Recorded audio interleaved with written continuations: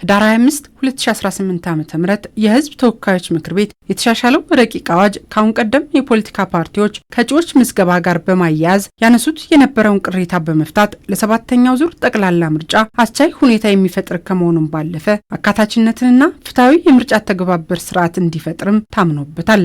አካታችነት በተመለከተ ከዚህ ቀደም በ1162 ላይም ከዛ በፊትም በነበሩት አዋጆች ላይ ምርጫ አንዳንድ የህብረተሰብ ክፍሎችን እንዲያካትት በፖሊሲ ደረጃ የተቀመጠውን ነገር በህግ አድርጎታል። ለምሳሌ ለአካል ጉዳተኞች፣ ለሴቶች፣ ለወጣቶች ኢንክሉሲቪቲ የምንለውን ከፖሊሲ ይበልጥ የህግ አስገዳጅነት አድርጎ አምጥቷል።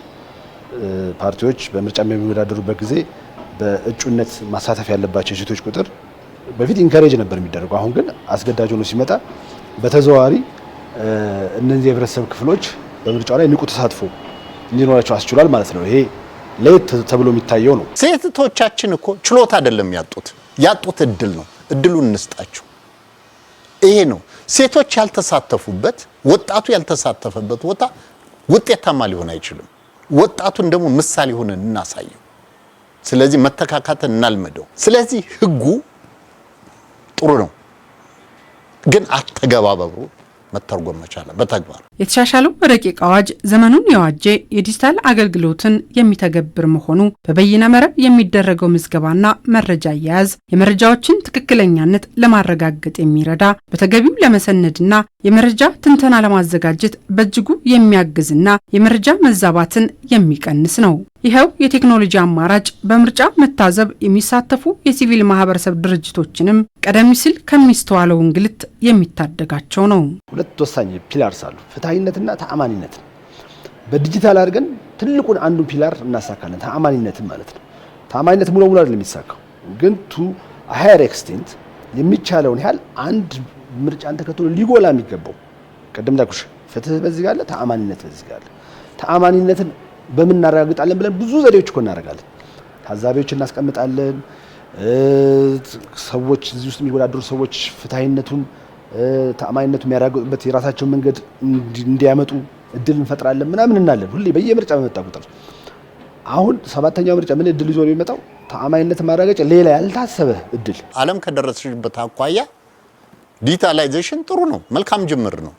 ህብረተሰባችን እንዴት ነው እንኳን ገጠር ያለው ማህበረሰብ እንኳን ሌሎች እናቶች አባቶች ቀርተው ተማርኩ የሚለው ህብረተሰብ እኮ የቴክኖሎጂ አጠቃቀሙ ደካማ ነው ገና።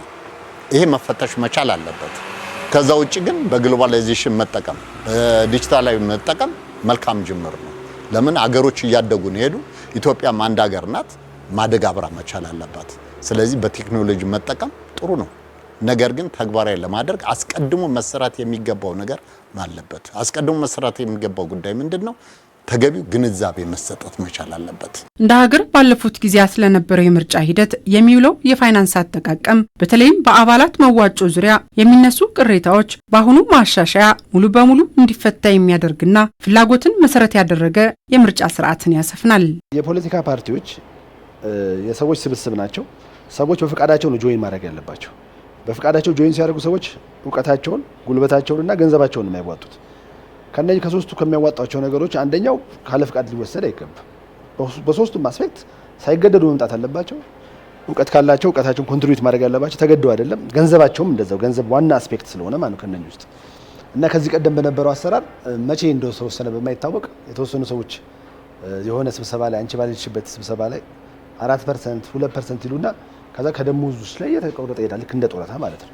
ይሄ አሰራር ብዙ ቅሬታ ያስነሳ ነበር። ከዛ አንፃር አንድ ቅድም እንዳልኩሽ ገዢው ፓርቲ ራሱ ላይ ከራሱ ጥቅም አንፃር ጥቅሙን የሚያስቀር አንቀጽ በዚህ አዋጅ ላይ ማካተቱ አፕሪሺየት አደርገዋለሁ። አንድ ሁለተኛ ለራሱም ይጠቅማል። በአሰራር አይተሽ ከሆነ አባላት በፈቃደኝነት ከኪሳቸው አውጥተው መስጠት ያለባቸው ያ ቢሎንጊንግነስ ይፈጥራል። ልምምዱም ጥሩ ነው ብዬ አስባለሁ። ካሁን ቀደም የፖለቲካ ፓርቲዎች ለምርጫ ሂደት ማስፈጸሚያ የሚጠቀሙት ምንጩ ያልታወቀ የገቢ አሰባሰብ ስርዓት በሀገር ውስጥ ፖለቲካ እጃቸውን ለማስገባት ለሚጥሩ የውጭ ኃይሎች በር የሚከፍት ስለመሆኑ ይነሳል። ሆኖም ይህ የአሁኑ ማሻሻያ ሚስጥራዊ ሴራንም የማክሸፍ አቅሙ ከፍተኛ ሆኖ ይነሳል። ሌሎች ተፎካካሪ ፓርቲዎች አንጻር ገንዘብ ከየት እንደሚመጣ ምንጩ የማይታወቅ ገንዘብ ኢንጀክት ይደረጋል ፖለቲካ ውስጥ። ያ በጣም ጎጂነት አለው። ለተፎካካሪ ፓርቲዎች በትንሹ ይሄ የሚያስር ቢመስልም ሊታይ የሚገባው ደግሞ በዚህ ሰዓት በኢትዮጵያ የውስጥ ፖለቲካ ውስጥ እጃቸውን ለማስገባት የሚፈልጉ ብዙ ኃይሎች አሉ። ከዚህ ቀደም እንደውም በግልጽም ለምሳሌ በኤርትራ ቀደም ሲል የነበረውን ስርዓት ለመታገል ለተቀመጡ ታጋዮች ወይም ኃይሎች በግልጽ የግብጽ መንግስት ሌሎችም ኃይሎች ገንዘብ ይሰጡ ነበር። እነኚህም አካላት አልካዱትም። በኋላ ላይ እነኚህ ሰዎች ለነዚህ ፓርቲዎች ያነሷቸው ጥያቄዎች ተጨንቀው አይደለም፣ የኢትዮጵያ ፖለቲካ ውስጥ እጃቸውን ዘው ለማድረግ ነው። ብዙም ጥሩ መንገድ ያላደረሰን ስለሆነ በዚህ መልኩ አጀስት መደረጉ በጣም አፕሪሺየት ማድረገው ነው። የዘንድሮው 7ኛው ሀገራዊ ምርጫ ግንቦት 24 ቀን 2018 ዓ.ም እንደሚካሄድ የኢትዮጵያ ብሔራዊ ምርጫ ቦርድ ማስታወቁ ይታወሳል።